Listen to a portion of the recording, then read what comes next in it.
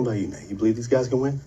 I don't believe this team can do anything. See, there you go. That's what I'm talking about. Okay, Nate, so if you were me, what would you tell these guys? Oh, no, I wouldn't. No, I don't. Hey, I'm just asking for your opinion. You understand that, yeah? Yeah. And you got one, yes? Yeah. Locked, loaded, ready to rip? Mm-hmm. I'm here. No. Why not? What are you afraid is going to happen if you tell me? That you won't like my idea and it makes you hate me. Then you fire me, then I have to move back in with my parents, and they'll be ashamed of me, and then everyone finds out back home and laughs at me until my face melts off. Excuse me.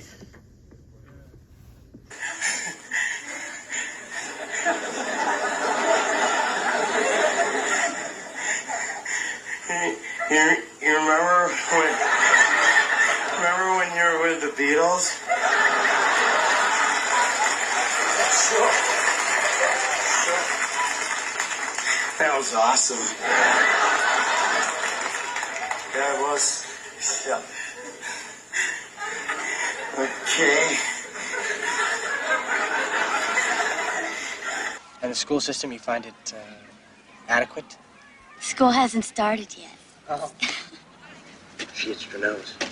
I wonder if that was some kind of unconscious message to me that there's something on my nose. That's funny. He wiped his nose after I don't did. really like school that much, but... Maybe I got some dirt on my nose when I it's itched kind it. of fun sometimes. God, he's too embarrassed to tell me. Yes. I must look sickening. There she goes again. What could it be? Dirt? Relish? Relish on my nose? How gross. She might think it's a... Nazis. Oh, not that. Oh, no. Please, please don't let it be a booger. Not now. Please, God.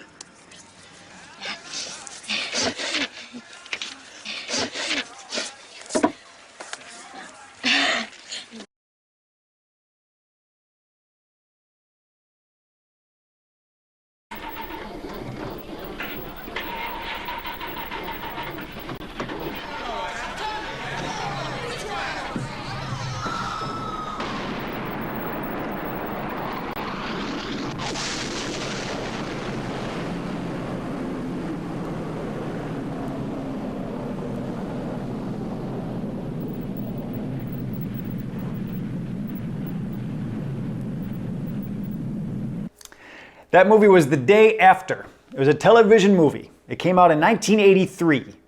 And something like 100 million households watched it. Like a third of every household in America watched this movie. My household was one of them. Now, I was 9 years old at the time. I didn't, necessarily sit on the couch to watch it with my family, but I was in the room when it was playing. I was, on the floor playing with my G.I. Joes or whatever it was. And so this movie is seared into my brain. I still remember some of the scenes, not necessarily the nuclear bomb scene, but afterwards, because it was about the days and months afterwards. I remember this family hiding in a basement, worried about radiation fallout. One of the little girls, probably about my age at the time, was blind because she had looked at the blast as it happened. I remember the feeling of it. I remember that feeling of anxiety that just ate me up inside. I mean, that feeling like at any moment, any second, nuclear fire might rain from the sky. Like I could be in math class, I could be out, playing in recess, and in a flash, without any warning, without any, just boom, I'm done. So that was the kind of thing I was thinking about when I was 9 years old. So it's no wonder, I think, that I was a bit of an anxious kid. I had my anxieties. I remember it especially would always come out whenever I had to go downstairs into our unfinished basement and get like a jar of pickles or a jar of tomato sauce. Because my mom, she grew up in the farm, she was a canner, so we had all that stuff down in a basement pantry. And so often, it was my job to go downstairs into the basic basement pantry and get, the jar of pickles. And I just remember my terror every time I had to do it. And I remember one time, especially soon after this movie, that anxiety was just kind of rolling up inside me.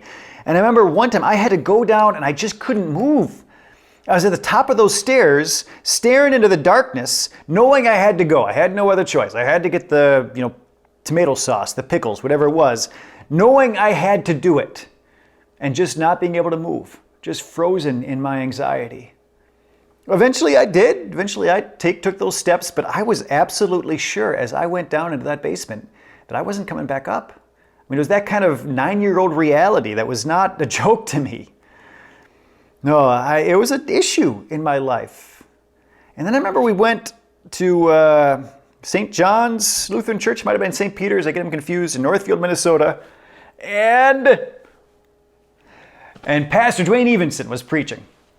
And Pastor Dwayne Evenson was a good preacher, and he was preaching on Psalm 46, and it was like he was looking right at me. 9, 10 years old, he was looking right at me, and I felt like he said 1,000 times, "The Lord is your refuge and strength, a very present help in times of trouble." And I heard it. At 9 or 10 years old, it sunk into my brain, and I felt it. I felt those words. Yes, the Lord is my refuge and strength, the very present help in times of trouble. It meant something to me. And the next time I had to go down into that basement, or the next time I was thinking about nuclear holocaust, which I was more than a 9-year-old probably should have to, I was able to also think, the Lord is with me. The Lord is my refuge. The Lord is my strength. In times of difficulty, God is with me. It didn't make the anxiety go away. It just helped in that moment to know that I wasn't alone. That no matter what happened, a monster swallows me up in the basement, or the Russians, the Soviets, slob nuclear missiles and destroy the whole planet, no matter what, I could hold on to that promise that God was walking with me through my fear, through my anxiety. And it helped for a time. Because then I grew up.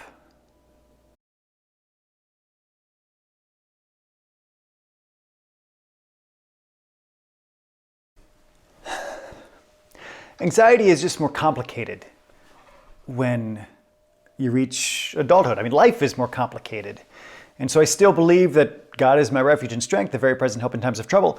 But it's not the magical cure that it was when I was 10.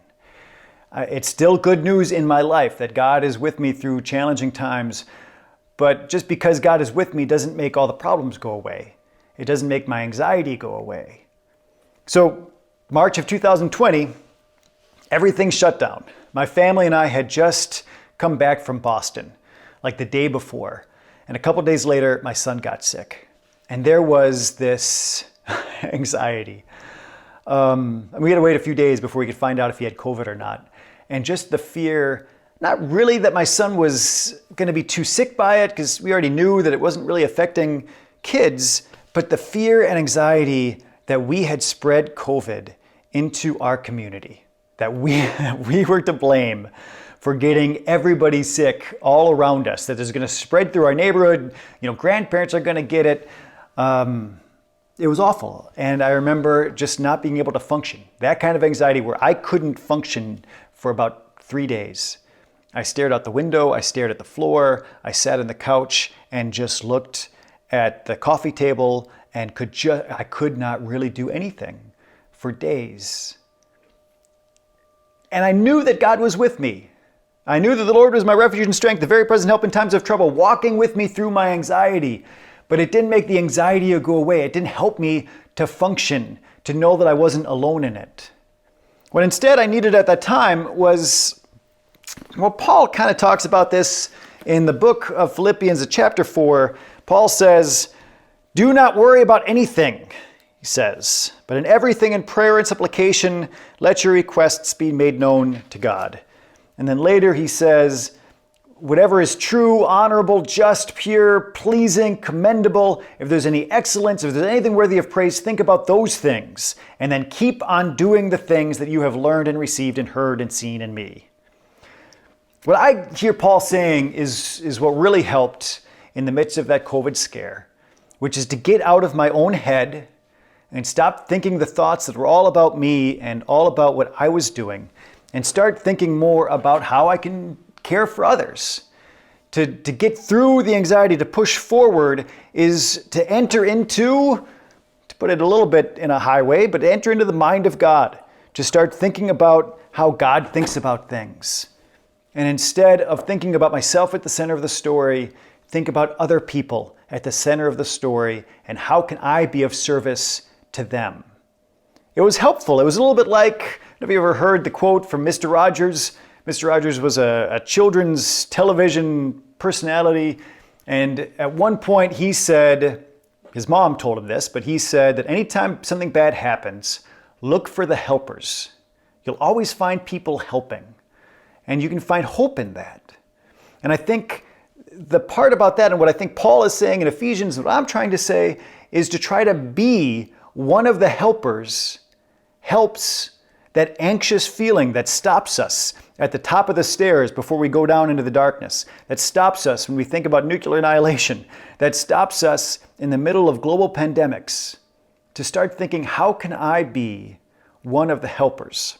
So what I started doing was I started helping out at church, and that was able to help me to move forward through my anxiety and get things done and start to function again. However, I've also learned that there's a limit to that as well. If I keep my body moving and my mind occupied at all times, I will avoid falling into a bottomless pit of despair. I absolutely think that we should keep campaigning. The worst possible thing we could do would be to stop, because if the campaign stops, we all stop. And stopping is certain death. Who went to Panini? Anyone? Everyone? I'm gonna say everyone. All right.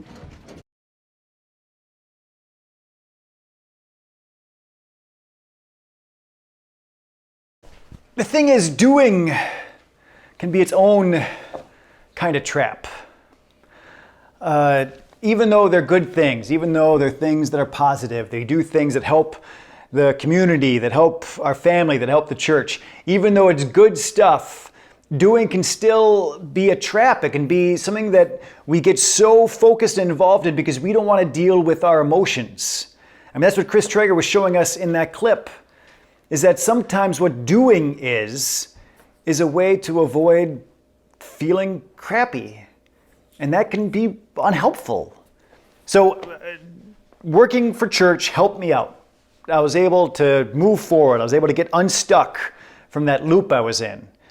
And that was great for about 9 months. And then at the end of December, we had finished this big Christmas program that we did. We had to do it all outside in the freezing cold. It was all this big challenge. It was hard. It was fun. It was exciting. It went really well. It was great. And then I had no more projects. And all of this 9-10 months of just scrambling forward in order not to confront this crippling anxiety that I'd been shoving down as deep as I could, it all came crashing in on me. It's not helpful to just do. It's not helpful to keep moving forward in order to avoid feeling. No, a lot of times I think what we have to do is just sit and understand that things just suck sometimes. That anxiety is a part of our life. That negative emotions, feeling bad, is part of being human. And actually I think, and I'm going to leave you with this, because I do think still that trusting that God is my refuge and strength, a very present help in times of trouble, is helpful. And getting out of my head and being a servant to other people, to be the helper in difficult times, is also helpful. But in the end, I think Eleanor from The Good Place is probably the best last word on anxiety. I don't know if what I'm gonna say is gonna hurt or help, but screw it. Do you know what's really happening right now? You're learning what it's like to be human. All humans are aware of death. So we're all a little bit sad. All the time. That's just the deal. Sounds like a crappy deal. Well, yeah, it is. But we don't get offered any other ones. And if you try and ignore your sadness, it just ends up leaking out of you anyway. I've been there. And everybody's been there. So don't fight it.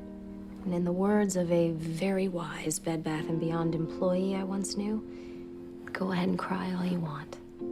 But you're gonna have to pay for that toilet plunger.